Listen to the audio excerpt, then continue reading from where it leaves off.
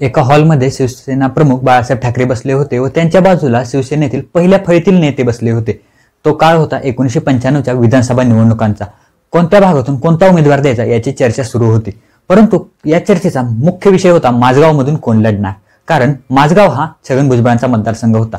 2 वर्षापूर्वी भुजबळांनी सेना सोडून काँग्रेसमध्ये प्रवेश केला होता, त्यामुळे सेनेला मोठेच भगदड पडले होते।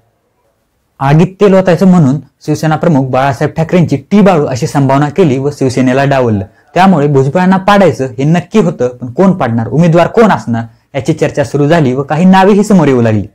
तेव्हा याच बैठकीमध्ये पाणी वाटण्याचं काम एक नगरसेवक करत होता। बाळासाहेबांनी त्याच्याकडे बोट दाखवून म्हणाले की लखोबाला पाडण्यासाठी हा माझा एकच नगरसेवक बास आहे, आणि त्या नगरसेवकाचं नाव होतं बाळा नांदगावकर।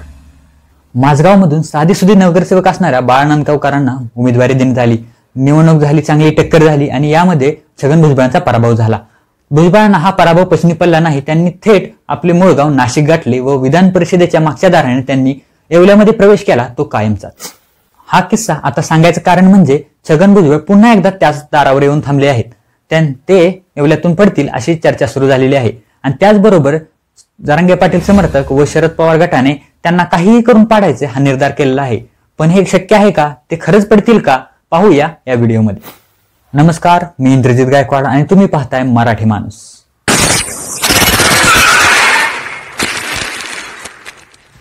भुजबळ निवडून येतील का हे पाहण्याआधी भुजबळ किती वेळा निवडून आले व किती फरकाने निवडून आले याची आपल्याला आधी माहिती घेऊया। 95 साली पराभूत झाल्यानंतर पुन्हा एकदा 2004 साली येवल्यातून ते निवडणुकीला उभा राहिले व तेथे 35,000च्या मताधिक्याने ते निवडूनही आले। त्यानंतर 2009 साली मतदारसंघ पुनर्रचना झाली, परंतु भुजबळ मात्र त्याही वेळी 50,000 मताधिक्याने विजयी झाले। 2014 साली भुजबळ लोकसभेला उभा राहिले, त्यात मात्र त्यांचा पराभव झाला। त्यानंतर आलेल्या विधानसभेसाठी भुजबळ येवल्यातूनच उभे राहिले व 46,000 मताधिक्याने ते विजयी झाले। 2014 नंतर 2019च्या निवडणुका आल्या। दरम्यानच्या काळात भुजबळांना जेलमध्ये जावं लागलं होतं। बरीच जवळची माणसं त्यांना सोडून गेली होती, तरीही 56,000 मताधिक्याने भुजबळांनी विजय मिळवला। अशा प्रकारे प्रचंड बहुमताने भुजबळ सलग 4 वेळेस येवल्यातून निवडून आलेत। आता हा झाला इतिहास। आजवर जे चित्र होतं ते आता कायम राहिलेलं नाही। भुजबळ विरोधी असणारे शिवसेनेमध्ये फूट पडली, त्यामुळे भुजबळांना फायदा होईल, पण मात्र भुजबळ हे शरद पवारांपासून दुरावलेले आहेत, दूर झालेले आहेत। त्यामुळे मराठा मतदारसंघही दुरावण्याची शक्यता आहे आणि त्यातच जरांगे पाटलांविरुद्ध स्वीकारलेली भूमिका ही निर्णायक ठरू शकते। त्यामुळे सध्या त्यांना खूप मराठा लोकांपासून रोषाला सामोरे जावं लागत आहे आणि त्यामुळे याचा काय फायदा किंवा काय तोटा भुजबळांना होऊ शकतो हे पाहण्यासाठी आपल्याला तेथील मतदारसंघामध्ये ऍक्टिव्ह असलेले, त्यांच्या विरोधात असलेले गट व तेथील जातीय राजकारण पाहावे लागणार आहे। पहिल्यांदा बोलूया गटातटांबद्दल। भुजबळांना येवल्यामध्ये बस्तान बसवण्यासाठी माणिकराव शिंदे असल्याचं बोललं जात होतं, तेही आता शरद पवारांसोबत आहेत। त्याचबरोबर दराडे बंधू माजी आमदार मारुतराव पवार हे देखील शिंदेसोबतच आहेत असं बोललं जात आहे। भुजबळ पडतील का हे पाहण्यासाठी त्यांच्या विरोधात कोण उभा राहतो हे महत्वाचं आहे। मागच्या 2 निवडणुका लढलेले संभाजी पवार ठाकरे गटात आहेत, त्यामुळे ठाकरे गट त्यांना तिकीट देईल हे नक्कीच आहे। मात्र त्याचबरोबर माणिकराव शिंदेच्याही महत्वाकांक्षा जागा झाल्या आहेत।